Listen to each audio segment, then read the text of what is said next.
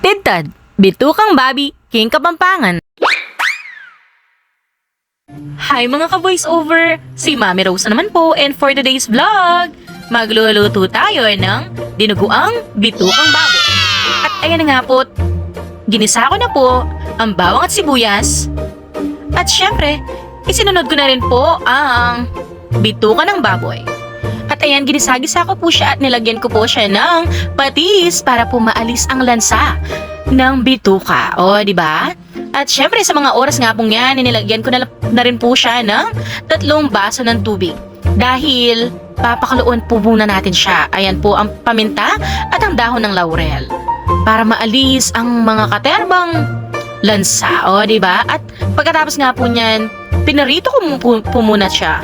O, di ba? Nagkakandabulol-bulol na nga ako mga mare. At ayan, ginisa ko na po siya ulit ng bawang. At syempre, sinunod ko na rin po ang sibuyas. At minix ko nga lang po yan mga mare. Ayan, o, di ba? At naging malutong po ang ating bituka ng baboy. At syempre, ang suka. 1 basong suka lang yan mga mare. At tinayaan ko po muna siyang kumulo bago po natin sangkapan.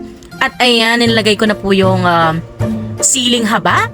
At syempre, habang nilalagay ko po yung dugo ng baboy dyan, talagang minimix-mix ko mga mare para hindi magka-buo-buo yung dugo. O, diba? At hindi maging batswi.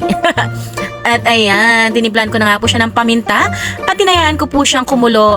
Tinakpan ko po muna siya at ayan, kumukulo na siya. At syempre, nilagyan ko po yan ng asukal para hindi po masyadong maalat dahil ang dugo po ay medyo maalat. Sinasangkapan po kasi yan.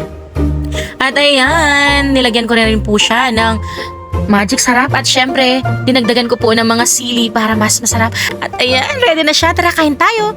Kung nagustuhan nyo ang luto ko, please like, share, and follow. Thank you. Bye-bye.